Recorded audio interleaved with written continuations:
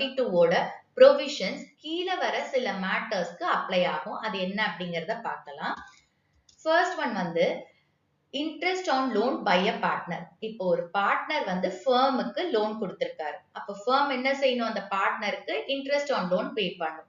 Okay, so இப்ப partnership deed இல்லாத போது இந்தியன் பார்ட்னர்ஷிப் ஆக்ட் 1932 ப்ரொவிஷன்ஸ் என்ன சொல்லுதுன்னா, இன்ட்ரெஸ்ட் ஆன் லோன் எவ்வளவு இருக்கும்? 6% per annum.